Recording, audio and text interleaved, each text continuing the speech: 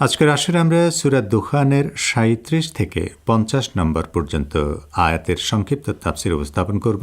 প্রথমেই এই সূরার ৩৭ নম্বর আয়াতের তর্জমা শোনা যাক। ওরা কি শ্রেষ্ঠ না তুব্বার সম্প্রদায় ও তাদের পূর্ববর্তীরা? আমি ওদেরকে ধ্বংস করেছিলাম, কারণ ওরা ছিল অপরাধী। এই আয়াতে মক্কার মুশরিকদের উদ্দেশ্য করে বলা হচ্ছে, তোমরা বেশি শক্তিশালী নাকি আরব উপত্যকার দক্ষিণে ইয়েমেনে তুব্বা নামের যে জনগোষ্ঠী বাস করত তারা বেশি শক্তিশালী? তাদের ছিল সবুজ শ্যামল ও উর্বর প্রান্তর এবং শক্তিমত্তায়ও তারা ছিল তোমাদের চেয়ে অগ্রগামী। কিন্তু তারা যখন জুলুম, অনাচার ও সীমা লঙ্ঘনে লিপ্ত হয় তখন তারা ধ্বংস হয়ে যায়।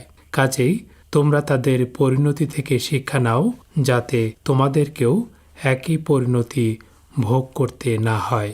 এই আয়াতের শিক্ষণীয় দিকগুলো হলো: ১.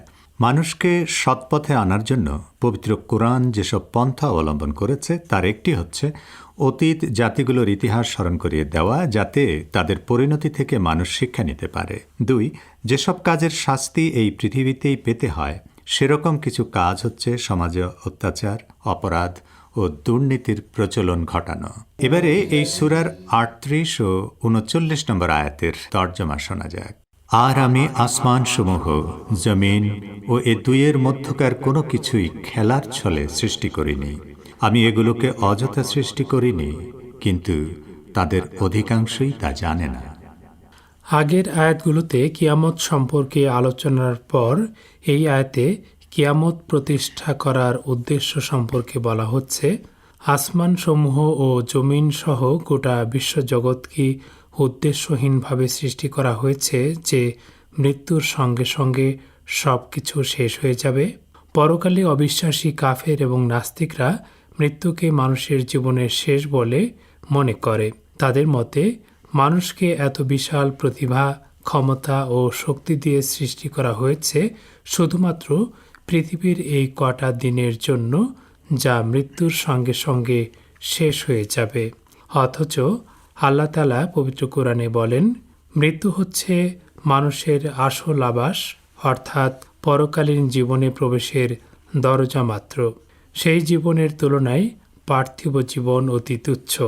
মহাপ্রতাপশালী ও প্রজ্ঞাময় আল্লাহ তাআলা এত নিখুঁতভাবে এই বিশাল সৃষ্টি জগৎকে উদ্দেশ্যহীনভাবে সৃষ্টি করবেন, এটা ভাবাই যায় না। আল্লাহ তাআলার মহাজ্ঞান ও প্রজ্ঞার সঙ্গে এটি সামঞ্জস্যপূর্ণ নয়। এই দুই আয়াতের কয়েকটি সংক্ষিপ্ত শিক্ষা হচ্ছে: ১. মৃত্যুর সঙ্গে সঙ্গেই যদি সবকিছু শেষ হয়ে যায় তাহলে এই বিশাল বিশ্বজগৎ সৃষ্টির কোনো অর্থ থাকে না। ২.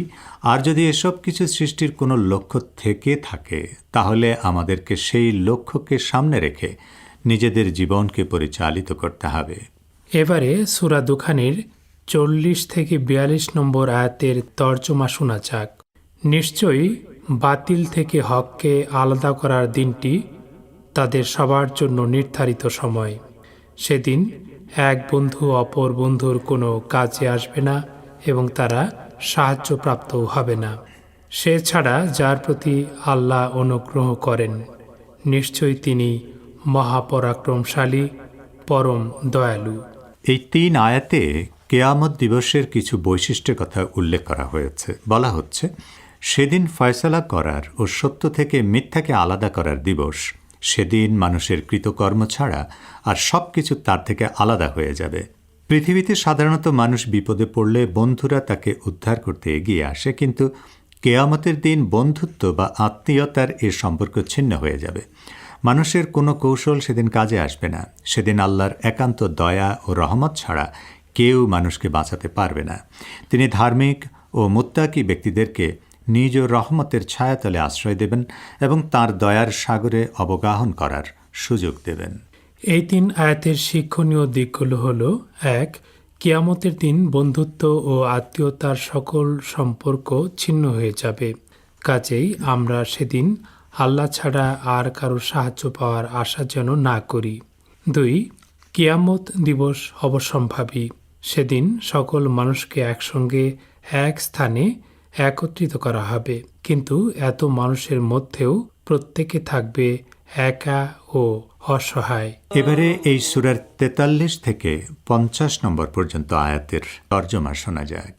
নিশ্চয়ই জাক্কুম গাছ হবে গুনাহগারের খাদ্য, গলিত তামার মতো পেটের মধ্যে ফুটতে থাকবে, ফুটন্ত পানি ফোটার মতো। আমি বলবো, ওকে ধরো এবং টেনে নিয়ে যাও জাহান্নামের আগুনের মধ্যস্থলে, তারপর তার মাথার উপর ফুটন্ত পানির শাস্তি ঠেলে দাও। বলা হবে, আস্বাদন করো, নিশ্চয়ই তোমার ধারণায় তুমি সম্মানিত ও অভিজাত। এটা তো সেই শাস্তি যার সম্পর্কে তোমরা সবসময় সন্দেহ পোষণ করতে। এই আয়াতগুলোতে জাহান্নামে গুনাহগার মানুষের কঠোর শাস্তির কথা উল্লেখ করা হয়েছে, যা শুনলে যে কোনো মানুষের অন্তরে কম্পন সৃষ্টি হয়। সাধারণ ধারণায় মনে হতে পারে জাহান্নামের আগুন পৃথিবীর আগুনের মতোই সব কিছুকে জ্বালিয়ে পুড়িয়ে ছারখার করে দেয়, ফলে সব কিছুই নিঃশেষ হয়ে যায়। কিন্তু এই আয়াতগুলো থেকে বোঝা যায় মানুষ জাহান্নামের আগুনের মধ্যে বেঁচে থাকবে এবং তাদেরকে খাদ্য ও পানীয় দেয়া হবে। কিন্তু সেসব খাদ্য ও পানীয় তাদের ক্ষুধা বা পিপাসা নিবারণের পরিবর্তে তাদের কষ্ট আরও বাড়িয়ে দেবে। শারীরিক শাস্তির পাশাপাশি সেখানে মনস্তাত্ত্বিক কষ্টও থাকবে। পাপী ও দাম্ভিক ব্যক্তিদের সেখানে ভর্ৎসনা করা হবে এই বলে যে তুমি নিজেকে অনেক বড়, শক্তিশালী ও সম্মানিত লোক মনে করতে, এখন তার স্বাদ আস্বাদন করো। তুমি অসহায় মানুষদেরকে নিজের কৃতদাসে পরিণত করেছিলে এবং ভেবেছিলে তোমার এ শক্তি কোনোদিন শেষ হবে না এবং কেউ তোমাকে পরাস্ত করতে পারবে না। এই 8 আয়াতের কয়েকটি শিক্ষণীয় দিক হচ্ছে: 1, কিয়ামতের দিন গুনাহ আগুন রূপে আবির্ভূত হবে এবং পাপী ব্যক্তিদের ভিতর ও বাহিরকে দগ্ধ করবে। কাজেই আমাদেরকে গুনাহ পরিত্যাগ করে আল্লাহর কাছে জাহান্নামের আগুন থেকে মুক্তির জন্য যথাসম্ভব কান্নাকাটি করতে হবে। 2, কিয়ামতের শাস্তি শরীর ও আত্মা উভয়কে ভোগ করতে হবে। জাহান্নামবাসী একদিকে আগুনে জ্বলবে, অন্যদিকে মানসিকভাবেও তাদের চরম অপমানিত ও লাঞ্ছিত করা হবে।